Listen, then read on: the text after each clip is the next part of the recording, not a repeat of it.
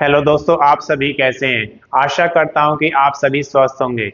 दोस्तों, आज इस वीडियो में हम लेकर आए कि मध्य प्रदेश में ईएसबी के थ्रू यहां पर ग्रुप सेकंड और ग्रुप थर्ड की बम्पर वैकेंसीज निकाली गई हैं, जिसके ऑनलाइन एप्लीकेशन कब से शुरू होंगे, आवेदन शुल्क आपको कितना देना है, अंतिम तिथि क्या रहेगी, सारा कुछ इस वीडियो में डिस्कस करेंगे। अगर अभी तक आपने चैनल को सब्सक्राइब नहीं किया, सब्सक्राइब करें, वीडियो को लाइक करें और ज़्यादा से ज़्यादा शेयर करें ताकि ये वीडियो उन सभी दोस्तों के पास पहुंचे जो एमपी ईएसबी के थ्रू ग्रुप सेकंड या ग्रुप थर्ड का फॉर्म फिल करना चाहते हैं। तो आइए सबसे पहले बात करते हैं यहाँ पर प्रारंभिक तिथि की। तो इसके ऑनलाइन एप्लीकेशन 29 अक्टूबर 2025 से शुरू हो जाएंगे। अंतिम तिथि की अगर बात करते हैं तो 12 नवंबर 2025 तक आप इसका ऑनलाइन एप्लीकेशन जमा करा सकते हैं। वहीं आवेदन शुल्क की अगर बात करते हैं तो 12 नवंबर 2025 तक आप जमा करा सकते हैं। अगर आप जनरल कैटेगरी या फिर अदर स्टेट के कैंडिडेट हैं तो आपको 560 रुपये का आवेदन शुल्क देना होगा। अगर आप मध्य प्रदेश के ओबीसी, एससी या फिर एसटी कैंडिडेट हैं तो आपको 310 रुपये का आवेदन शुल्क देना होगा। ये आवेदन शुल्क आप debit card, credit card, net banking या फिर कैश कार्ड के थ्रू भी जमा करा सकते हैं। उसके बाद हम आयु की बात करते हैं तो आपकी आयु की गणना यहाँ पर 1/1/2025 को कैलकुलेट की जाएगी। उस समय आपकी आयु 18 वर्ष से 40 वर्ष होनी चाहिए अगर आप अनरिजर्व या फिर ईडब्ल्यूएस कैटेगरी में आते हैं। अगर आप OBC, SC, ST, physical handicaps या फिर फीमेल कैंडिडेट हैं तो आपकी आयु 18 से 45 वर्ष यहाँ पर होनी चाहिए।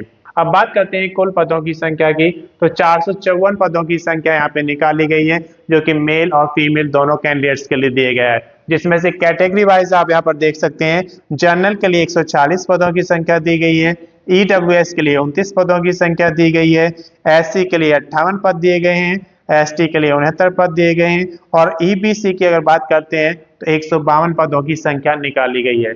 इसके बाद हम बात करते हैं योग्यता की। तो योग्यता यहाँ पर पोस्ट वाइज अलग अलग आपसे मांगी गई है। अगर आप जूनियर इंजीनियर का फॉर्म फिल करना चाहते हैं तो आपने रिलेवेंट ट्रेड में डिप्लोमा या फिर डिग्री किया है तो आप इसके लिए एलिजिबल हैं, आप इसका फॉर्म फिल कर सकते हैं। अगर आप लेबोरेटरी टेक्नीशियन का फॉर्म फिल करना चाहते हैं तो आपके पास बैचलर इन साइंस होना चाहिए या फिर आपने डीएमएलटी या फिर बीएमएलटी किया है तो आप इसके लिए एलिजिबल हैं, आप इसका फॉर्म फिल कर सकते हैं। वहीं बात करते हैं फील्ड ऑफिसर की, जिसके लिए बैचलर डिग्री होना चाहिए आपके पास या फिर बीएससी आपने एग्रीकल्चर में किया है तो आप इसमें एलिजिबल हैं और इसका फॉर्म फिल कर सकते हैं। बात करते हैं ऑक्यूपेशनल थेरेपिस्ट की। तो ऑक्यूपेशनल थेरेपिस्ट के लिए आपके पास बैचलर डिग्री होना चाहिए ऑक्यूपेशनल थेरेपिस्ट में।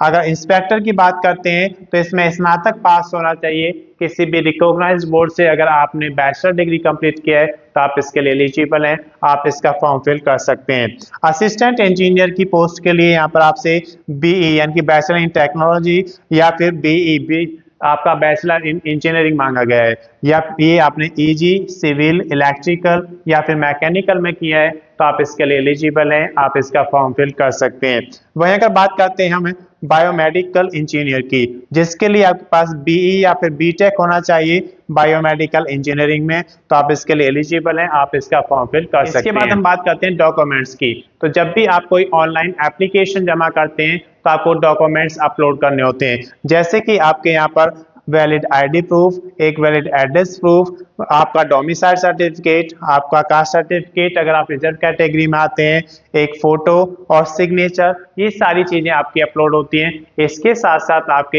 एजुकेशन के डॉक्यूमेंट्स की भी आपके पास स्कैन कॉपी होनी चाहिए। तो जब आप फॉर्म फिल करते हैं सबसे पहले आपके बेसिक डिटेल्स फिल की जाती हैं, उसके बाद डॉक्यूमेंट्स आप अपलोड करेंगे, फिर फोटो और सिग्नेचर अपलोड करेंगे। जब ये सारी चीजें अपलोड हो जाएंगी तो आप उसका प्रीव्यू चेक करेंगे। प्रीव्यू चेक करने से आपको एक फायदा मिलता है कि अगर उसमें आपने कोई गलती की है तो आप उसे सुधार सकते हैं, और अगर प्रीव्यू चेक करने के बाद आपको लगता है सारी एंट्री सही है तो आप उसका फाइनल सबमिशन कर देंगे। फाइनल सबमिशन के बाद आप उसका प्रिंट आउट जरूर निकालें ताकि आपके पास एक रिकॉर्ड रहता है। जैसे जैसे आप भर्ती में आगे बढ़ेंगे तो रिकॉर्ड आपके पास रहता है कि कौन कौन से डॉक्यूमेंट्स आपको रेडी रखने हैं। अगर इसकी अधिक जानकारी लेना है तो उसके लिए आप इसकी ऑफिशियल वेबसाइट एमपीईएसबी का ग्रुप 2 और ग्रुप 3 का जो ऑफिशियल नोटिफिकेशन है उससे पढ़ेंगे तो आपको संपूर्ण जानकारी मिल जाएगी। मैं समझता हूं कि इस वीडियो के माध्यम से आपको MPESP ग्रुप सेकंड और ग्रुप थर्ड के लिए जो वैकेंसी निकाली गई हैं उसकी संपूर्ण जानकारी मिल गई होगी। अगर अभी तक आपने चैनल को सब्सक्राइब नहीं किया, सब्सक्राइब करें, वीडियो को लाइक करें और ज़्यादा से ज़्यादा शेयर करें ताकि ये वीडियो उन सभी दोस्तों के पास पहुंचे जो मध्य प्रदेश में ग्रुप 2 और ग्रुप 3 के लिए ऑनलाइन एप्लीकेशन करना चाहते हैं। अगर आपने पिछला वीडियो नहीं देखा है तो उसका लिंक मैं इसके डिस्क्रिप्शन में शेयर कर दूंगा, आप वहां से देख सकते हैं। धन्यवाद।